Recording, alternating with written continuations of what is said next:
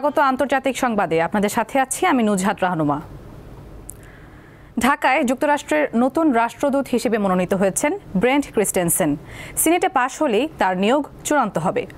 বুধবার যুক্তরাষ্ট্রের white house থেকে বিষয়টি নিশ্চিত করা হয়। এর আগে ব্রেন্টকে চলতি বছরের জানুয়ারি থেকে প্রেসিডেন্ট ট্রাম্পের অস্ত্র নিয়ন্ত্রণ ও আন্তর্জাতিক নিরাপত্তা বিষয়ক আন্ডার সেক্রেটারি হিসেবে দায়িত্ব পালনের জন্য সিনিয়র অফিসার হিসেবে মনোনীত করা হয়। 2019 থেকে 2021 সাল পর্যন্ত ব্রেন্ট ক্রিস্টেনসেন বাংলাদেশের মার্কিন দূতাবাসে রাজনৈতিক ও অর্থনৈতিক বিষয়ক কাউন্সিলর ছিলেন।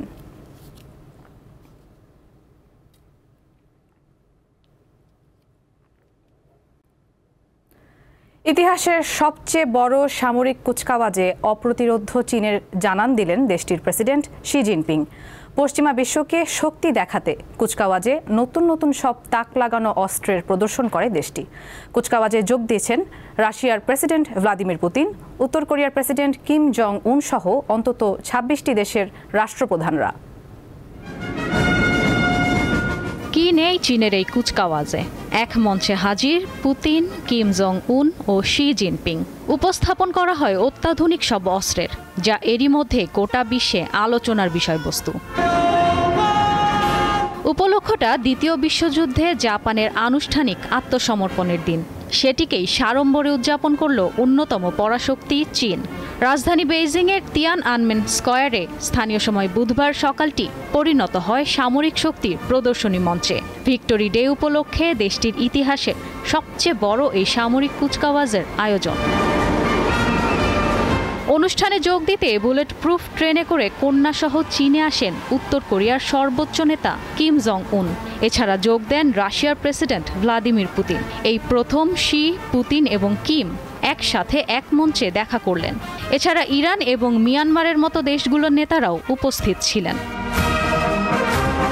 বিশেষজ্ঞদের মতে চীন, রাশিয়া, উত্তর কোরিয়া এবং ইরান এই চার নেতার উপস্থিতি একটি চতুর্ভুজ জোট গঠন করতে পারে, যাকে পশ্চিমা রাজনৈতিক ও অর্থনৈতিক বিশ্লেষকরা অস্থিরতা রক্ষ বা অ্যাক্সিস অফ অ্যাপহিভাল বলে অভিহিত করছেন।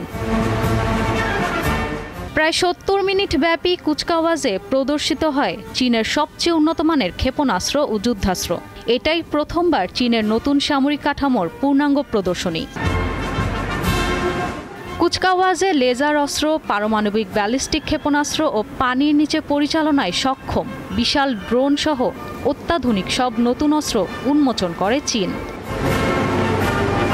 বিশেষভাবে নজর কাড়ে পারমাণবিক ওয়ারহেড বহনে সক্ষম DF-5 আন্তঃমহাদেশীয় ক্ষেপণাস্ত্র এবং নতুন রোবট নেকড়ে।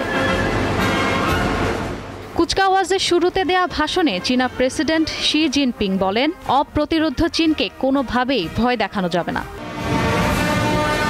কুচকাওয়াজ পরিদর্শনের জন্য বেইজিংয়ে আমন্ত্রিত 26 জন রাষ্ট্রনেতার নামের একটি তালিকা এরই মধ্যে প্রকাশ করেছে চীনের স্টেট কাউন্সিল।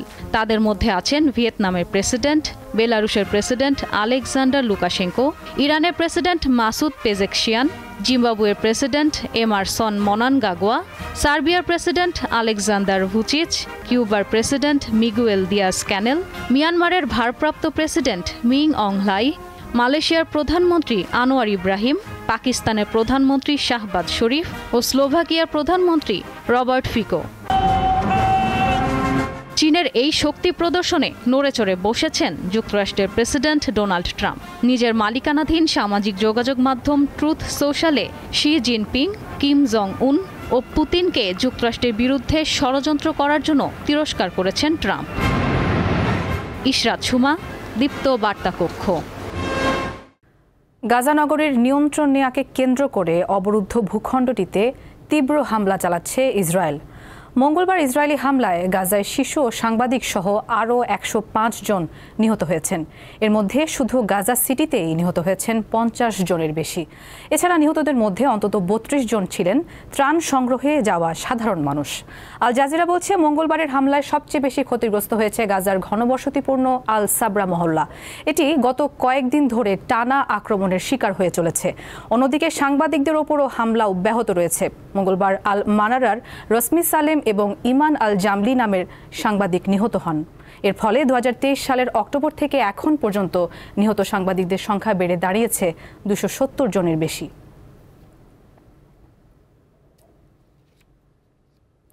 ফিলিস্তিনের অবরুদ্ধ ভূখণ্ড গাজায় গত মাসে অপুষ্টিতে 185 জনের মৃত্যু হয়েছে। আর মঙ্গলবার সন্ধ্যা পর্যন্ত 24 ঘন্টায় অপুষ্টিতে আরও 13 জনের মৃত্যু হয়েছে, যাদের মধ্যে 3 জন শিশু রয়েছে।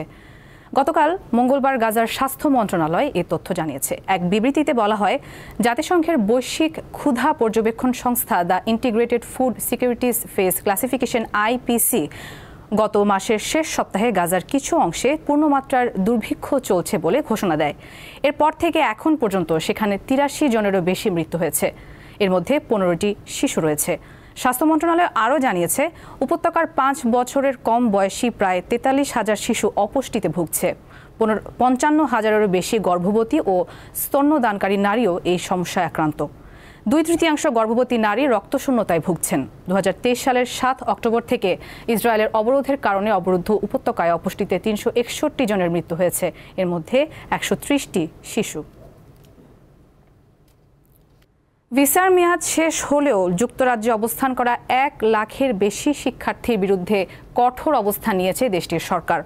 এসব শিক্ষার্থীদের দ্রুত যুক্তরাজ্য ত্যাগ করার নির্দেশ দেওয়া হয়েছে। সোমবার এক বিবৃতিতে এই তথ্য জানিয়েছে দেশটির স্বরাষ্ট্র মন্ত্রণালয়। শিক্ষার্থীদের মোবাইল ও ইমেইলের মাধ্যমে সরাসরি সতর্কবার্তা পাঠানো হয়েছে।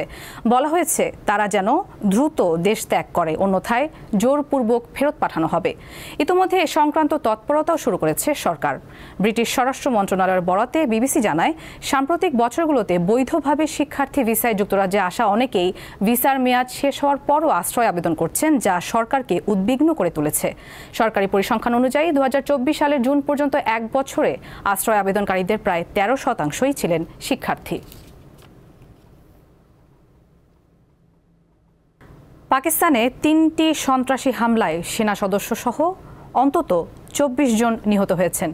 এর মধ্যে বেলুচিস্তান প্রদেশে একটি রাজনৈতিক সমাবেশে আত্মঘাতী বোমা হামলায় প্রাণ হারিয়েছেন 14 জন। বুধবার বেলুচিস্তানের 2 কর্মকর্তা জানান, প্রদেশটির রাজধানী কোয়েটার একটি স্টেডিয়ামে বেলুচিস্তান ন্যাশনাল পার্টির সমাবেশে বিস্ফোরণের ঘটনা ঘটে। এতে 13 জন নিহত এবং 35 জন আহত হন। গুরুতর আহতদের মধ্যে অন্তত 7 জনের অবস্থা আশঙ্কাজনক। এছাড়া উত্তর পশ্চিম পাকিস্তানের খাইবার পাখতুনখোয়ার বান্নুতে একটি আধা সামরিক বাহিনীর সদর দপ্তরে ভয়াবহ হামলা হয়েছে। পরে হামলাকারীদের সঙ্গে প্রায় 12 ঘন্টা বন্দুকযুদ্ধ হয় নিরাপত্তা বাহিনীর। এই ঘটনায় 6 জন নিরাপত্তা বাহিনীর সদস্য ও 6 জন হামলাকারী নিহত হয়েছে বলে জানিয়েছে দেশটির পুলিশ। জঙ্গি গোষ্ঠী ইত্তেহাদ উল মুজাহিদিন পাকিস্তানের এই হামলায় দায় স্বীকার করেছে।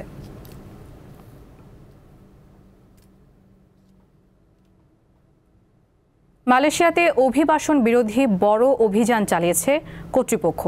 কুয়ালালামপুরের রাতের আধারে চালানো অভিযানে 770 জন অবৈধ অভিবাসীকে আটক করা হয়, যাদের মধ্যে প্রায় 400 জনই বাংলাদেশি। এছাড়া আটককৃতদের মধ্যে দক্ষিণ ও দক্ষিণ পূর্ব এশিয়ার অন্যান্য দেশের নাগরিকরাও রয়েছেন বলে জানিয়েছে মালয়েশিয়ার অভিবাসন বিভাগ।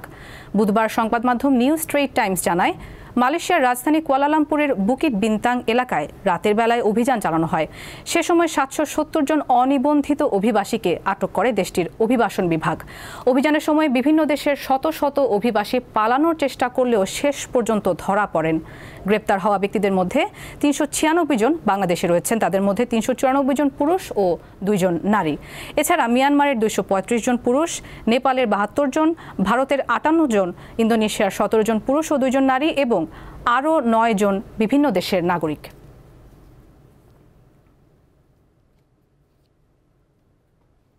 দর্শক, এই ছিল আজকের আন্তর্জাতিক সংবাদ। পরবর্তী আয়োজন বিকেল 5টায় জেলা সংবাদ দেখার আমন্ত্রণ। এছাড়া তথ্য ও বিনোদনের অন্যান্য খবর পেতে যুক্ত থাকুন দীপ্তর ডিজিটাল প্ল্যাটফর্মগুলোতে। ধন্যবাদ সবাইকে।